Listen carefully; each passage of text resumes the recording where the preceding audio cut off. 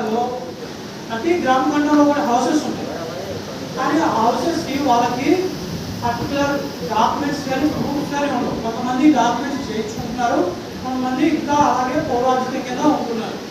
ఒక 2 సంవత్సరాల నుంచి వాళ్ళ నివాసం ఉంటున్నా సరే వాళ్ళకి పర్టికులర్ ప్రాపర్టీ డాక్యుమెంట్ అనేది లేదు.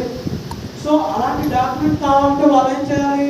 రిజిస్టర్ ఆఫీస్కి వెళ్ళి రిజిస్ట్రేషన్ చేయించుకోవాలి. రిజిస్ట్రేషన్ చేయించుకోవాలంటే దానికి కన్సర్న్ విలేజ్ యొక్క విఆర్ఓ, విలేజ్ రెవెన్యూ ఆఫీసర్ ఎవరైతే ఉన్నారో వాళ్ళు సర్టిఫై చేసి ఇవ్వాలి పొజిషన్ సర్టిఫికేట్. అప్పుడే వాళ్ళు రిజిస్ట్రేషన్ చేస్తారు.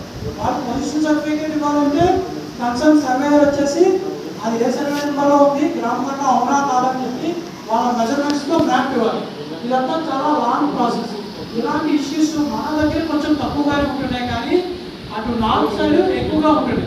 సో ఇలాంటి ఇష్యూస్ అన్నింటినీ ఓవర్కమ్ చేయడం కోసం మనకి సెంట్రల్ గవర్నమెంట్ తీసుకొచ్చిన స్కీమ్ ఇది. ఇందులో ఏం చేస్తాం? కన్సర్న్ ఎవరైతే ప్రాపర్టీ ఓనర్ ఉన్నారో అతను కష్టపడకుండా మనమే ప్రతిదీ కూడా సర్వే చేసి ప్రతి దానికి ఒక మ్యాప్ క్రియేట్ చేసి ఒక రికార్డ్ అనేది క్రియేట్ చేస్తాం. రికార్డ్ అనేది క్రియేట్ చేసి మనం ప్రాపర్టీ కార్డ్ అనేది ఇష్యూ చేయడం జరుగుతుంది. వాళ్ళ ప్రాపర్టీ మీద వాళ్ళకు ఒక రైట్ని మనం కల్పించడం జరుగుతుంది.